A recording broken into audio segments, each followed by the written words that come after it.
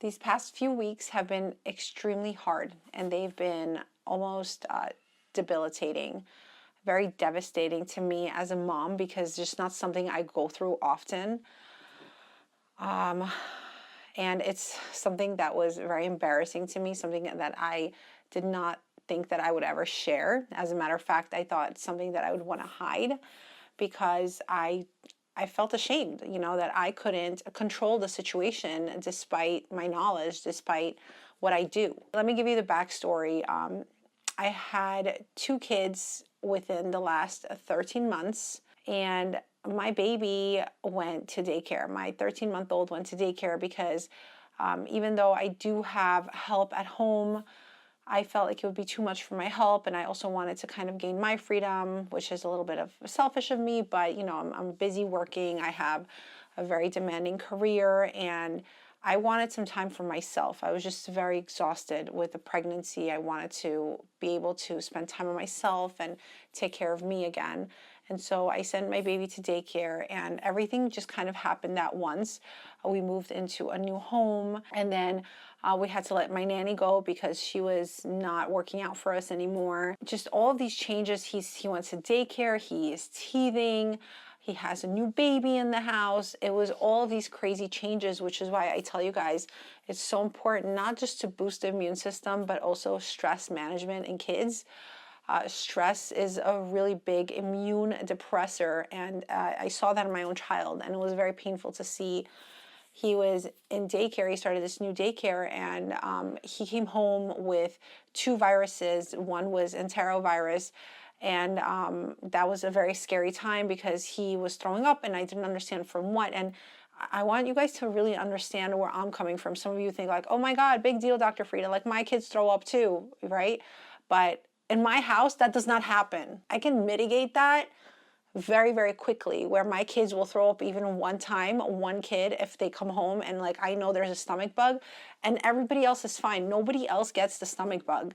And so in his situation where he was just nonstop throwing up, literally throwing up in his bed as he's sleeping, I came in one time and it was just scary because I was scared that he was going to choke on his own throw up while he was sleeping. So I started constantly checking on him. And that situation was just so hard. He had this enterovirus, constant diarrhea, even mucus in his stool. And then, he felt a little better. We thought things were better. And then he went back to daycare and he brought home something that seemed like a cold. Because with my remedies, the Immunoaid, all he had was like a slight cough. He was feeling fine. And I figured, like the mucus is from like the teething, nothing serious. He has a little cold, but lo and behold, it was not just a little cold like I thought, because the Immunoaid suppressed, I shouldn't say suppressed, the Immunoaid like killed the crazy symptoms of RSV, right, in my child. So there we go. I said what it was. It was RSV. Respiratory syncytial virus. And those of you who know what it is, just know how absolutely scary this virus is, especially in newborns. And I have a newborn at home, obviously. She's a month old, and my baby gave her RSV. I hear coughing, and I'm just like, okay, no big deal. We'll give her a little Immunoaid. And thank God she's feeding fine. She's wetting her diapers, and she's just in general a happy baby, but she's coughing and the breathing starts going fast. So I call her pediatrician because no matter what you guys think, no healer, and I say this extremely seriously, no healer is able to heal themselves, and it gets very clouded where their family is concerned. That's why surgeons are not allowed to have their family members as their patients, because they could, God forbid, cause a problem just because of that, because of the nervousness, because of the self-doubt. And that's what we as professionals, as healers, we feel. We get that doubt when we are working on our own children. My daughter gets RSV. All of a sudden, she is breathing so hard, and I call her pediatrician. Her pediatrician obviously wants me to give albuterol. I kind of succumbed to it. I'm not going to lie. I did succumb to it, and because this is my child on the line and I didn't want to take her to the hospital. First of all, I didn't even know it was RSV. I didn't want to take her to the hospital because, you know, there's nosocomial infections, which is like people get more infections from the hospital sometimes. And she's a 1 month old. Like, why would I want to take her to a place that's full of infection?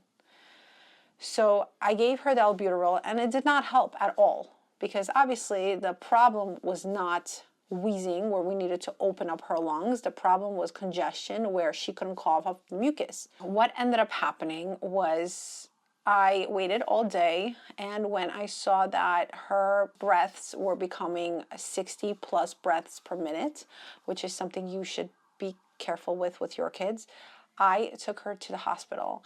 And in the hospital, they wanted to give her medication, and they wanted to give her racemic epinephrine. That's what they wanted to give her, and send her home. And I said, why are we giving her medication? She's a 1 month old. Let's first, like, are there any other options? And this is where I really, really tell you guys, and I'm sharing this story with you guys, even though it was very hard for me to share, because like I said, I felt like as a doctor, I should be able to control the situation without having to get extraneous help. And I know that's a big ego speaking, but it just really hurt me that I couldn't help my own daughter when I'm helping so many other people. And so I take her to the hospital. They are trying to give her this medication. I urge you guys to really advocate for your kids when this situation arises for you. I said, what are the other options? Obviously, I know what the other options are, but the doctor comes out to tell me, like, you know what? The other option is that we give her air pressure, which is just taking the room pressure, the room air, and pressurizing it into her lungs to help her breathe. I said, you know what? Let's do it. He's like, well, but we're going to have to admit you. I said, okay, so admit me. Like, I'd rather you admit me and give my child the proper help that they need, as opposed to plugging them with some sort of medication and sending them home. What, for me to just come back and get admitted anyways, but then also having to put this unnecessary medication into my child's body?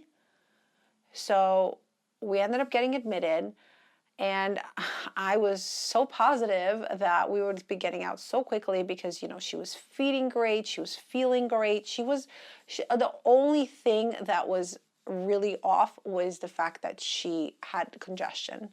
And I thought that, you know, we can fix that really quickly. Like, she'll get a little air pressure, she's going to feel better.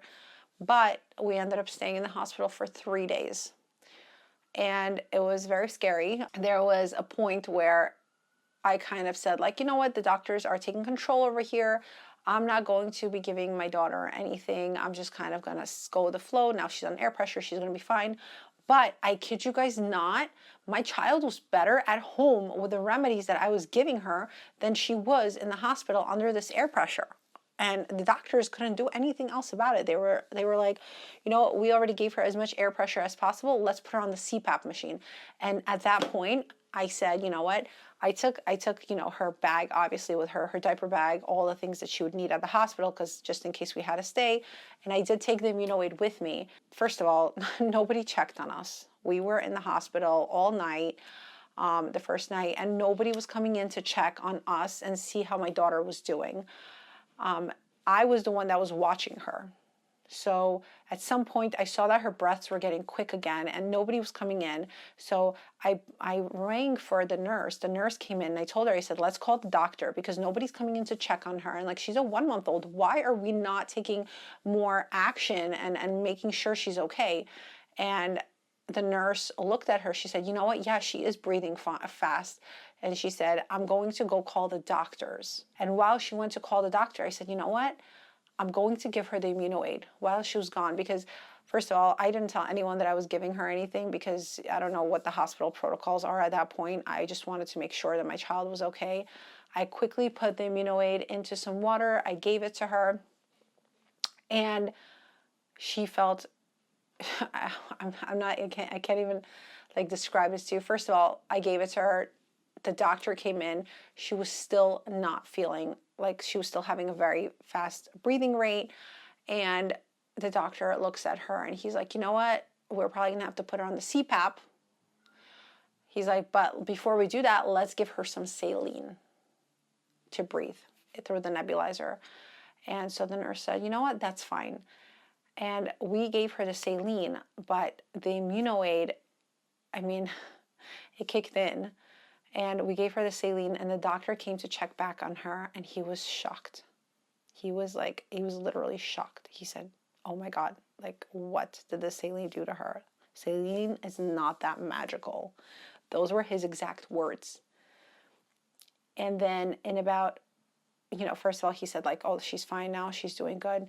And it just reinforced how magical the Immunoaid is. Like, what the heck? Like, her breathing rate went from 68, okay, 68 breaths per minute to 44 breaths per minute. And this was within a 10 to 15 minute time span. The doctors were shocked. I mean, the doctor was shocked. The nurse was shocked. And then the nurse came back even 10 minutes later, and I was like, look at her, like, she's all calm now. There's no pulling, there's none of that pulling on her sternum. And the nurse looked at her again, and she repeated the doctor's words, and she said, saline is not that magical. But and every fiber of my being just wanted to scream and say, like, this is not saline. This is the Immunoaid, I promise you. But I just held it back because my fear was that they were not going to let me give it to her again, and my child needed it. So I didn't say a word. I just kind of let them think it was a saline. But periodically, I was giving her Immunoaid. I was putting it into her milk, maybe like 2-3 drops while she was, a very, very minimal amount worked magic on this kid. I was giving her a small amount with every feed. And while I was staying there, I saw other kids come in there, 6 months old, 2 months old, who were in far worse shape than my 1 month old. I mean, a 1 month old was doing better than a 6 month old and a 2 month old that were in the same area, in the same room. They weren't eating. They weren't wetting their diaper. They were very lethargic. They were very fatigued. And the doctors were like, this 1 month old is doing better than these kids. And they didn't understand why. And so I just wanted to come on here and make 2 points. My points were that immune system response is directly, and I mean extremely directly related, and not just for kids, directly related for anyone with stress. So in your kids, don't just worry about boosting their immune system, worry about minimizing their stress. Because when they are stressed, their immune system will plummet no matter what you do, no matter how many vitamins you give them. So some things that really help stress is, the methylated B vitamins. They help us deal with our catecholamines. Magnesium really helps us deal with all of that. Of course, probiotic. So just keep that in mind with your own kids. And second point was that, I just have to share it and scream to the world how freaking powerful the Immunoaid is. Like, I'm in shock myself. And this is not even me saying thank you to me for creating it. Like, I'm just grateful to God that I have this in my possession and that I was able to have it, because I don't think that my child would be where she is right now if I did not have the Immunoaid. I mean, I speak to friends that were like, oh, my kid was 6 months old and we were hospitalized for 2 weeks.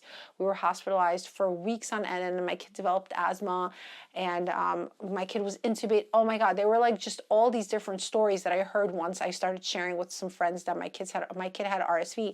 And that embarrassment that I was telling you guys about, like that inability to control, like, it just went away, because I realized that, not everything's in your hands, but did the Immunoaid make the situation better? 100%. Like, I can't even deny it. We were out of the hospital in 3 days with a 1 month old who got RSV with 0 medication and no intubation.